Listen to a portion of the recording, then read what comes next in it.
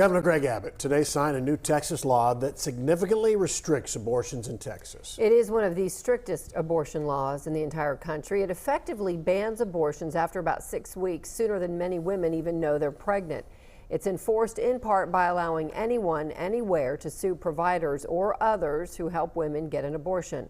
But passing the legislature does not mean it will pass the courts. Fox 4's Blake Hansen joining us now live with more. Blake.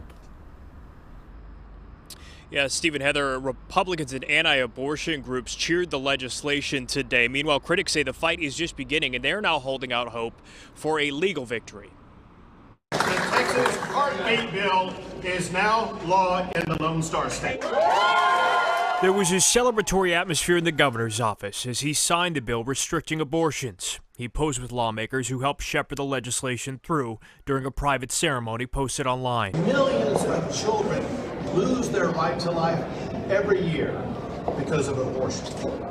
In Texas, we work to save those lives. The law set to take effect September 1st bans abortions after a fetal heartbeat has been detected. That's as early as 6 weeks, which is before some women even know they're pregnant.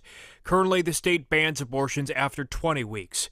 Critics say the new law will effectively end abortions. SB 8 bans abortion at 6 weeks before most people even know they're pregnant. And that's essentially a complete and total ban on abortion. For those protesting abortion, that's welcome news. And we thank the governor for signing a bill to help the helpless children who don't have anyone to help them. But medical experts say the flutter, first picked up as a heartbeat, is misleading. The American College of Obstetricians and Gynecologists has stated what is interpreted as a heartbeat in these bills is actually electrically induced flickering of a portion of the fetal tissue that will become the heart as the embryo develops. The law also provides for a unique enforcement mechanism, allowing virtually anyone to sue doctors or anyone else who helps a woman get an abortion.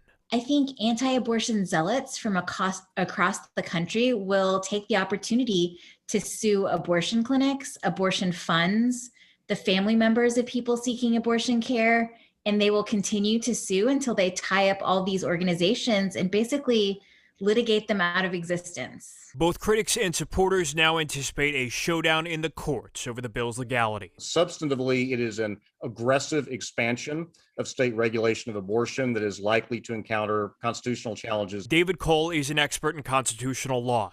He says the future of this statute may depend on future Supreme Court actions regarding Roe v. Wade. On the merits, under the current state of the law, the state faces an uphill climb. These laws just haven't done well under the current understanding of Roe. But Roe, the Supreme Court just took another abortion case a couple of days ago out of Mississippi. If they substantially revise the basic structure of that, then this statute would be in place to benefit from that.